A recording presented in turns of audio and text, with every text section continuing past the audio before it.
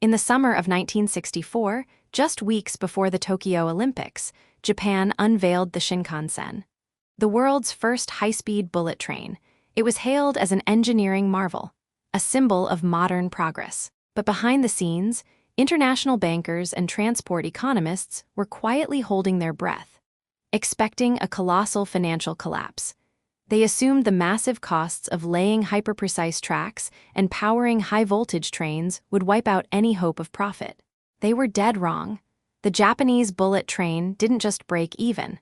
It became one of the most profitable transportation systems in human history. But here is the secret that almost everyone outside of Tokyo completely misses. The real money was never in selling tickets.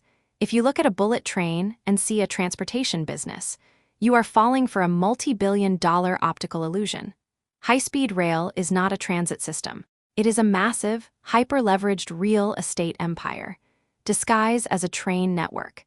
And understanding this single hidden mechanism explains why every single attempt to build a bullet train network in the United States has turned into a slow-motion financial disaster.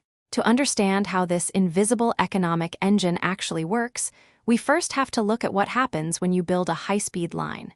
Take a routine 3-hour drive between two major cities. Build a bullet train, and suddenly, that trip takes 45 minutes. You haven't just moved people faster. You have fundamentally warped space and time for surrounding land values. Imagine a small, quiet suburb located 50 miles outside a major economic hub. Land there is cheap, maybe $50 a square foot. Commercial developers ignore it. Major corporations wouldn't dream of setting up offices there. But the moment a bullet train station opens, that quiet suburb is suddenly a 20-minute ride from the center of the financial district. Overnight, that $50 land is worth $500 a square foot. Millions of square feet of farmland instantly transform into prime real estate for high-rise apartments, luxury shopping malls, and corporate headquarters. This explosive surge in property value is what economists call land value capture. And it is the secret financial fuel of successful bullet train networks around the globe. When Japan built its high-speed lines, the rail operators didn't just lay tracks. They bought up vast swaths of cheap land surrounding every proposed station before announcing where the stops would be. Once the trains started running and property values skyrocketed, the rail companies didn't just collect $10 train fares. They rented out high-end retail spaces inside the stations, built massive office towers on top of the platforms, and sold luxury apartment steps from the turnstiles. Today, JR East, one of Japan's primary rail operators, generates billions of dollars not from ticket sales, but from department stores, hotels, office rentals, and shopping centers built directly on top of their tracks. The train itself is simply a loss leader, a magnet designed to bring tens of thousands of high-spending humans directly to the company's real estate doors every single hour. Which brings us to the ultimate question. If this real estate engine is so remarkably profitable, why can't America just copy the blueprint? The answer reveals a structural flaw in American infrastructure law that almost no one ever talks about. In the United States, public transit agencies are almost universally barred by legal mandates and zoning regulations from behaving like private real estate developers. When an agency like California High-Speed Rail buys land, it is legally restricted to purchasing only the narrow strip of property needed for the tracks. Think about what that actually means. The government uses taxpayer dollars to spend billions of dollars building a high-speed station. The value of the surrounding private land instantly surges by 500%, but the transit agency gets 0% of that created wealth. Instead, private real estate speculators, local farmland owners, and commercial developers swoop in, buy up the surrounding lots, and pocket billions in windfall profits, while the train network itself bleeds cash trying to cover its operating expenses through ticket sales alone. Trying to run a high-speed bullet train network purely on ticket revenue is like trying to run an airport where you aren't allowed to charge for parking, concessions, or retail, and must rely entirely on selling plane tickets. The math simply does not work, and the financial trap gets even deeper. Because American transit projects can't capture land value, They are forced to rely almost entirely on government grants and municipal debt to fund construction. But building high-speed rail requires extreme engineering precision. Tracks must be virtually flat, perfectly straight, and completely grade-separated from road traffic. That means building hundreds of miles of elevated concrete viaducts and boring massive tunnels through mountains.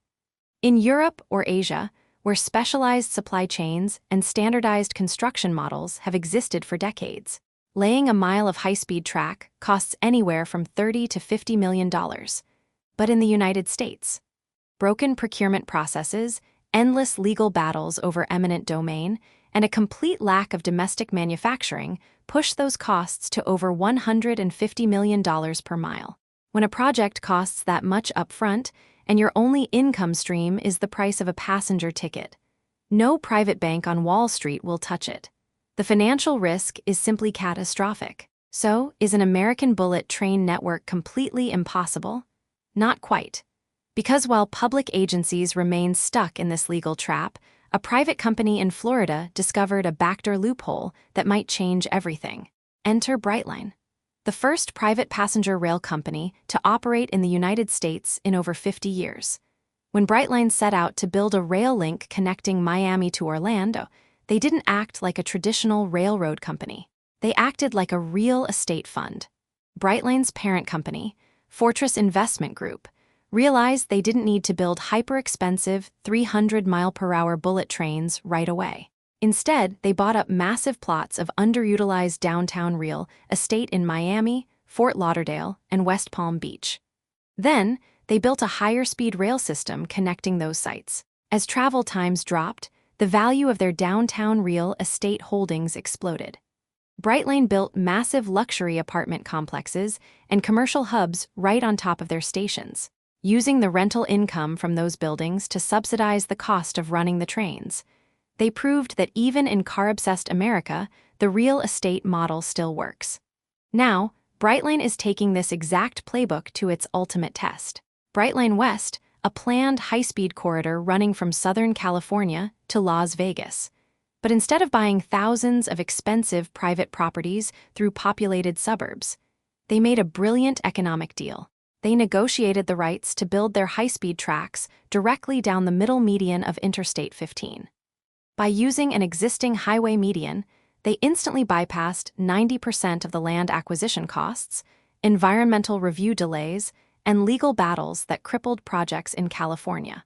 And at the end of the line in Las Vegas, they acquired a massive parcel of land right off the strip, ready to be transformed into a multi-billion-dollar hotel, casino, and entertainment district. This shift marks a fundamental turning point in how infrastructure will be built in the 21st century. The future of American transport won't be solved by throwing hundreds of billions of taxpayer dollars at public agencies trapped in outdated 19th century business models. It will be solved when we finally realize that a train track is not just a way to move a person from point A to point B, it is an economic corridor designed to create wealth out of thin air. When you look at the landscape of modern business, the ultimate lesson of the bullet train becomes crystal clear. The most successful companies in the world rarely make their true fortunes from the product you see on the surface. Movie theaters don't make their profits from movie tickets. They make them from popcorn. McDonald's isn't just a burger chain.